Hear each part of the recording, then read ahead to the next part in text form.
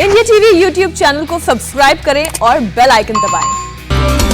नमस्कार, आप देख रहे हैं इंडिया टीवी। आपके साथ मैं हूं मीनाक्षी जोशी। आज की बड़ी खबर, जम्मू एयरपोर्ट पर 5 मिनट के अंदर दो ब्लास्ट से हड़कंप मचा हुआ है और सवाल यह है कि क्या उड़ते आतंक की यह साजिश सीमा पार से रची गई? ये छोटे धमाके की कहीं कोई बड़ी साजिश की रिहर्सल तो नहीं?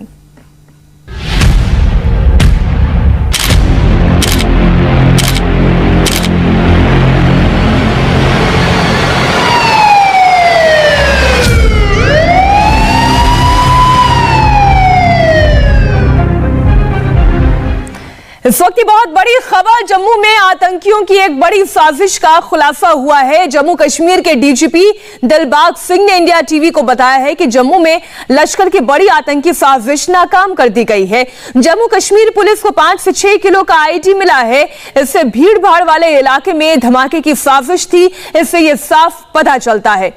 इस वक्त की बड़ी खबर आपको बता दें, भीड़ भाड़ वाले इलाके में धमाके करने की पूरी प्लानिंग थी, लेकिन उस प्लानिंग को नाकामयाब कर दिया गया। जम्मू कश्मीर पुलिस को 5 से 6 किलो का आईडी बरामद हुआ है। इस वक्त हमारे साथ हमारे सहयोगी मनीष प्रसाद जुड़े हुए हैं, हम उनसे भी इस मामले में पूरी जानकारी लेंगे। जम्मू कश्मीर में ये एक बड़ी आतंकी साजिश को अंजाम देने की प्लानिंग थी। इस वक्त मनीष हमारे साथ जुड़े हुए हैं। मनीष, क्या जानकारी अभी तक आपको मिल पाई है इस पूरे मामले में?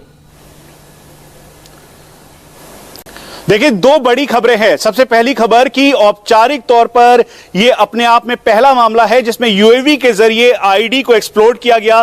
पेलोड लाकर एयरफोर्स बेस के अंदर 2 ब्लास्ट, जो 2 लो इंटेंसिटी ब्लास्ट थे, उसे करवाया गया। यह अपने आप में बड़ी खबर है और औपचारिक तौर पर डीजीपी दिलबाग सिंह भी इस बात को कह रहे हैं। दूसरी बड़ी खबर यह है कि 5 से 6 केजी आईडी के साथ एक सस्पेक्ट आतंकी को गिरफ्तार किया गया है। उससे पूछताछ की जा रही है। लश्कर का ये पूरा सिंडिकेट और नेटवर्क है, ये आईडी लेकर जम्मू के अंदर था और भीड़ भाड़ वाले इलाके में इसे प्लांट कर एक्सप्लोड करना चाहता था। यानी अगर ये दोनों साजिशें कामयाब हो जाती तो ये एक बड़ा नुकसान होता और इसी को देखते हुए सिक्योरिटी फोर्सेस पूरी तरीके से अलर्ट है। इंडिया टीवी को मिली जानकारी के मुताबिक खासतौर पर जब 2 ये एक्सप्लोड हुए तो उस दौरान भारतीय वायुसेना की पेट्रोल टीम वहां पर मौजूद थी। उन्होंने एक ब्लिप देखा। ब्लिप देने के बाद जैसे ही वो यूएवी के पास पहुंचे, यूएवी का पेलोड नीचे गिरा। एक जो ओपन एरिया है जिसकी दूरी बहुत कम है टामेक और हैंगर से, वहां पे एक्सप्लोड हुआ और दूसरा पेलोड जो है वो सीधा जो ये सिंगल स्टोरी रूम था उसके ऊपर जाके गिरा, जिसकी तस्वीरें सामने दिखाई दे रही है। जो इस समय एनएसजी और साथ में जो फॉरेंसिक टीम वहां पर मौजूद है, उनके सीनियर ऑफिशियल्स के मुताबिक कि करीबन 5 से 10 केजी आईडी इस पेलोड में यानी यूएवी के जरिए एक्सप्लोड करवाने की ये पूरी कोशिश की गई और उसके जरिए ब्लास्ट किया। लेकिन दूसरी इन्वेस्टिगेशन और बड़ी है जिसमें इस समय जम्मू कश्मीर पुलिस लगातार लोगों को इंटेरोगेट कर रही है। जो सीनियर ऑफिशियल्स हैं उनके मुताबिक इसमें और गिरफ्तारी होगी और गिरफ्तारी के साथ साथ हमारे साथ हमारे सहयोगी शाम भी जम्मू से जुड़ गए हैं। अब शाम, आप इस बारे में जानकारी दें कि ये आतंकी घटना, अगर ये एक बड़ी साजिश है तो इसे क्या भारत में ही मौजूद आतंकियों ने प्लान किया या ये सीमा पार से आए हुए आतंकी थे? जी, मैं आपको बता दूं कि ये लगातार जिस तरह से पाकिस्तान का प्रयास रहा है कि भारत में आके जो अपनी जो घुसपैठ करवा के जो है वो बड़ी वारदात को जो अंजाम दे सके, उसी का एक नतीजा है कि आज सुबह जिस तरह से ये 2 लोग जो पकड़े गए हैं उनके पास से ये गोला बारूद जो है वो बरामद किया गया। उसके बाद जो है इनकी बड़ी एक बात करें तो बड़ी एक वारदात को अंजाम देना चाहते थे, जिससे जो भीड़ वाले इलाके में जो है वो ब्लास्ट करना चाहते थे, जिससे ज्यादा से ज्यादा जो है वो कैजुअल्टी हो सके। मगर फिलहाल अगर बात करूं सुबह यहाँ जम्मू एयरपोर्ट की बात करें तो सुबह से ही जब हमको पता चला कि ये 2 ब्लास्ट जहाँ पे हुए, उसके बाद ही सारा सरकारी छात्रा जितना था वो अलर्ट हो चुका। उसके बाद जो है वो जहाँ पे जितने फोर्सेस के जवान थे, जो जितने आला अधिकारी थे, जहाँ पे पहुंचना स्टार्ट हो गए। उसके बाद जैसे बम स्टार की बात करें तो बम स्टार के भी जो लोग थे वो यहाँ पहुंचे हैं। और बिल्कुल शाम, आप बने रहिए हमारे साथ। मनीष हमारे सहयोगी भी जुड़े। मनीष, दिलबाग सिंह के हवाले से आज तमाम बातें और जो जानकारियां सामने आई हैं वो आप दर्शकों को दें, और इस आतंकी वारदात के पीछे कौन सा आतंकी संगठन था, वो कौन चेहरे थे, उसके बारे में भी डिटेल दें। मीनाक्षी, ये दो बड़ी खबरें हैं जैसे हम लगातार बता रहे हैं। सबसे बड़ी बात यह है कि औपचारिक तौर पर जम्मू कश्मीर पुलिस के डीजीपी ने इस बात को कहा है कि यूएवी के जरिए, पेलोड के जरिए एक्सप्लोड करवाया गया। यानी अभी तक हम सब ने व्हीकल बॉर्न आईडी का इस्तेमाल देखा था, पुलवामा अटैक में व्हीकल बॉर्न आईडी का इस्तेमाल हुआ, लेकिन यह पहला मौका था जब यूएवी बॉर्न आईडी का इस्तेमाल करते हुए जो इसका वेटेज है करीबन पेलोड यानी 5 से 10 केजी की आईडी को 2 जगह ड्रॉप करवाया गया एयरफोर्स स्टेशन के अंदर। तो यह आतंकवाद का एक नया चेहरा है जिसकी वजह से अब सिक्योरिटी एजेंसीज लगातार अलर्ट कर रही थी। पहले भी वेपन्स को रिकवर किया गया जो कि यूएवी से के जरिए ड्रॉप करवाया गया था, लेकिन उसके बाद यह अलर्टनेस को और बढ़ाता है। दूसरी बड़ी खबर है जो कि पैरेलल इन्वेस्टिगेशन के दौरान पता लगी कि इसमें लश्कर के आतंकी, जो सस्पेक्ट आतंकी है, उसको गिरफ्तार किया गया। उसके पास से करीबन 5 से 6 केजी आईडी रिकवर किया गया है। दरअसल मेन टारगेट ये भीड़भाड़ वाले इलाकों को करना चाहता था और मार्केट के अंदर इसको प्लेस करके एक बड़ा धमाके की पूरी प्लानिंग थी। लेकिन डीजीपी दिलबाग सिंह इस बात को भी औपचारिक तौर पर कह रहे हैं कि इसमें और अरेस्टिंग संभवता होगी। यानी आने वाले समय में इस जो ये आईडी करीबन 5 से 6 केजी की आईडी रिकवर की गई है, इसमें और जो इसकी चेन है, यानी इनके ओवरग्राउंड वर्कर्स, सिंपथाइजर्स और खासतौर पे लश्कर के वो आतंकी जो इस समय जम्मू में मौजूद हैं और जो इनको मदद पहुंचा रहे थे एक्सप्लोजिव और इन सब चीजों के लिए, उनकी जल्द गिरफ्तारी होगी। वहीं दूसरी तरफ इस समय पोस्ट ब्लास्ट एनालिसिस टीम जो इस समय एयरफोर्स बेस के अंदर है और खासतौर पर एनआईए के ऑफिशियल्स, एनएसजी की डेटा सेंटर की टीम, उसके अलावा जम्मू कश्मीर पुलिस, यहां तक कि बॉर्डर सिक्योरिटी फोर्स, क्योंकि इंटरनेशनल बॉर्डर यहां से करीबन 15 से 16 किलोमीटर की दूरी पर है, तो इसीलिए पैरेलल इन्वेस्टिगेशन एनआईए के साथ साथ अब border security force Jammu Kashmir police भी कर रही है।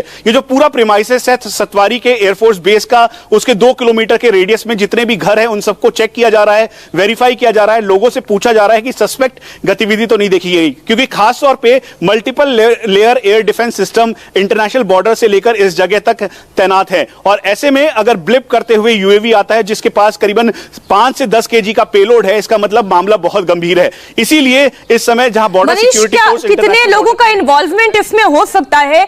जो जानकारी आप दे रहे हैं कि लश्कर तैयबा आतंकी संगठन के आतंकी इस काम में लिप्त हैं, तो कितने लोग शामिल हो सकते हैं? वो भारत में ही मौजूद थे, सीमा पार से आए हैं, इस बारे में और क्या कोई डिटेल मिल पाई है आपको?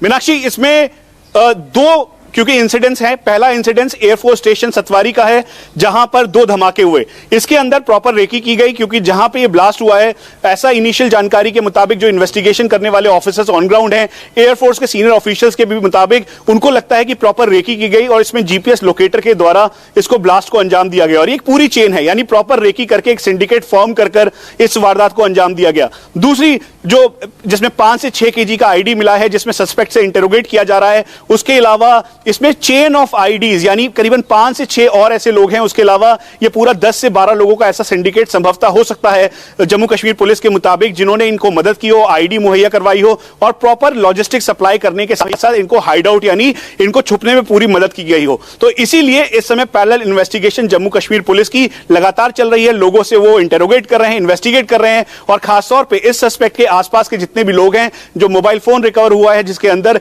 अलग अलग नंबर्स हैं, उनकी भी डिटेलिंग की जा रही है ताकि जल्द से जल्द ये पता लगाया जा सके कि लश्कर के इस सिंडिकेट में जहां पे वो 5 से 6 केजी आईडी के जरिए और कितने और लोग हैं जिन्होंने आईडी तैयार कर रखी है और जो इलाके हैं जो खासतौर पे भीड़भाड़ वाले जो बाजार हैं और साथ में जो वाइटल इंस्टॉलेशंस हैं, उनको वो निशाना बनाना चाहते थे। तो ये मनीष, आप एक बात बताएं, क्योंकि आप लगातार इस तरह की घटनाओं को कवर भी कर रहे हैं और जम्मू कश्मीर में जितनी आतंकी वारदातें हुई हैं वो भी आप देख रहे हैं।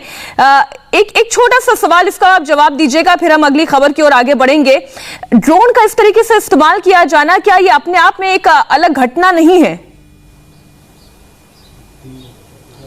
मीनाक्षी, डीजीपी दिलबाग सिंह लगातार इस बात को कह रहे थे। आपको ध्यान होगा जब पंजाब में यूएवी के जरिए ड्रॉपिंग की गई AK-47 की, उसको तुरंत सीज किया गया, उसको पिन पॉइंट ऑपरेशन में इंटरनेशनल बॉर्डर पर बॉर्डर सिक्योरिटी फोर्स ने गिराया।